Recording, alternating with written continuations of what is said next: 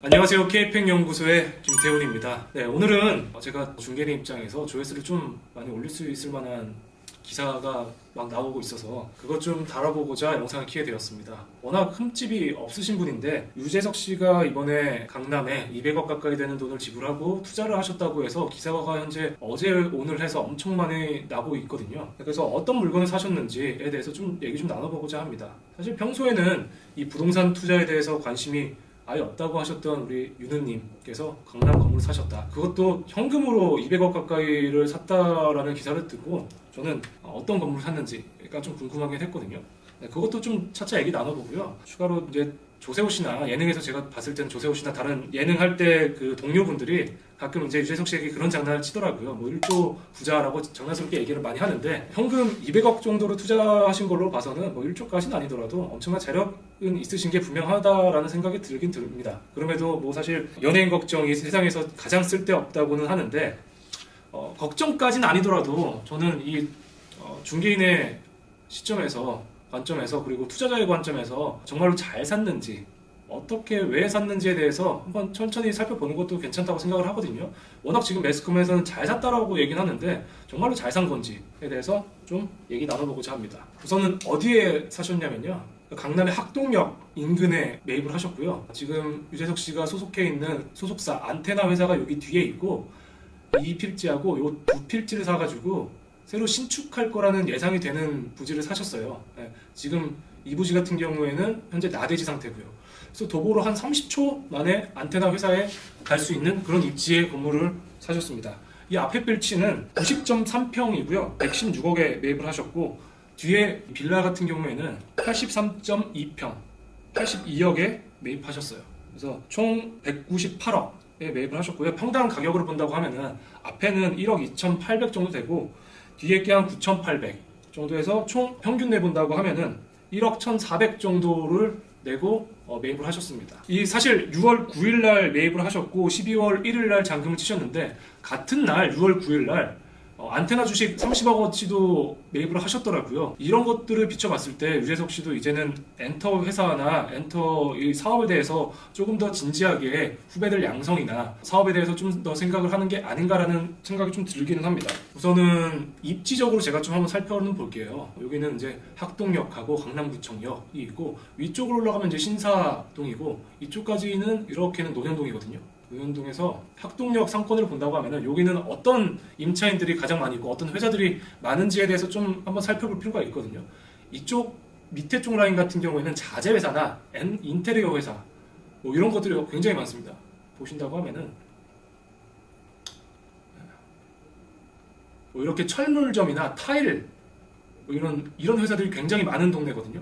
근데 위쪽은 사실 막 그렇진 않은데 유재석 씨가 매입한 곳은 주변으로 해서 엔터 회사나 IT 회사 그리고 디자인 회사들이 굉장히 많아요. 그리고 뭐 먹자 상품도 요 이면으로는 좀 있고요. 그래서 회사 쓰기에는 사실 나쁘지는 않은 동네예요. 다만 평수가 지금 매입하신 게 총 한 170평 정도 되다 보니까 넓은 공간을 자유롭게 잘 쓸 수 있는 평수는 맞긴 합니다. 추후에 이 안테나 회사 직원들하고 유재석 씨하고 좀 쉴 수 있는 공간, 업무를 좀 효율적으로 잘 할 수 있는 공간은 나오지 않을까라는 생각이 들어요. 그리고 이 앞에 요즘 같은 시기에는 사실 올해는 이 빌딩 투자에 대해서 부정적으로 바라보는 시선들이 굉장히 많았거든요. 특히나 최근 1, 2년 전으로 좀 생각해 본다고 하면은 아파트 투자가 많이 막히면서 빌딩 투자가 많이 사람들이 들어왔었고 강남 같은 경우만 하더라도 매월 신고가를 찍었었어요. 지역마다. 그렇게 해가지고 2022년 한 9월 정도를 기점으로 해서 그때부터 금리가 많이 올라가다 보니까 그 전까지는 거래를 엄청나게 활발하게 많이 했었습니다. 근데 2022년 9월부터 금리가 막 상승을 하고 현재는 올해는 정말로 거래 건수가 작년이랑 재작년 대비해서 한 5분의 1 토막, 4분의 1 토막 정도 난 것 같은데 그때 많이 물리신 분들이 많아요.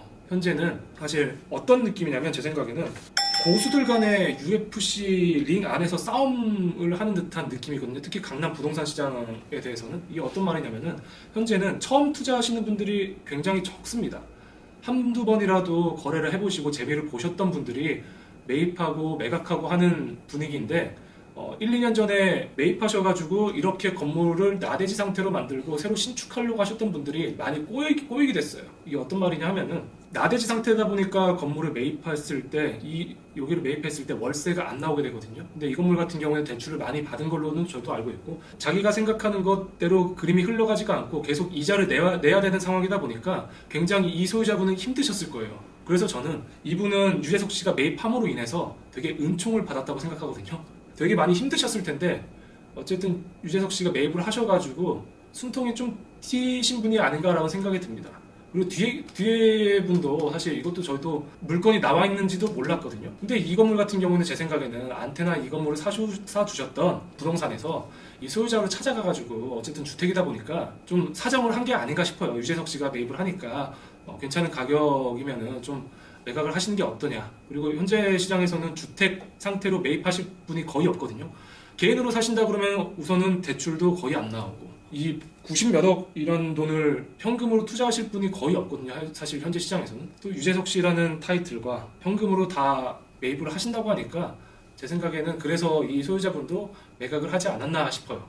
결국에는 잘 샀다 못 샀다를 떠나가지고 이 유재석 씨가 후배들 양성하시고 회사 사람들이 좀 편하게 지낼 수 있는 그런 공간을 만드는 게 좀 목표셨을 것 같아요. 그래서 투자자의 관점으로 생각해 본다고 하면은 사실 지금 같은 시기에서는 이런 물건들을 거의 거래가 안 되거든요. 강남시장에서는. 우선 나대지 상태인 물건은 거의 거래가 안 된다고 보시면 되고요. 워낙 많이 싼 게 아니라고 하면은. 그리고 주택 같은 경우에도 거의 대부분 매수자분들은 매입을 안 하십니다.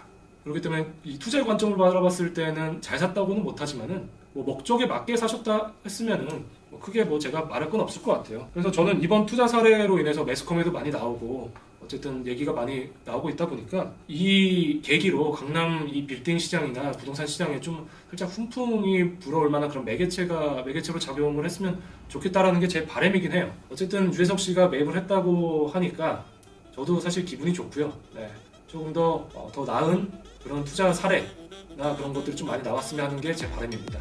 네, 오늘 영상은 이 정도로 마무리하고요. 건물주가 되신 유재석 씨 우선 축하드립니다. 감사합니다.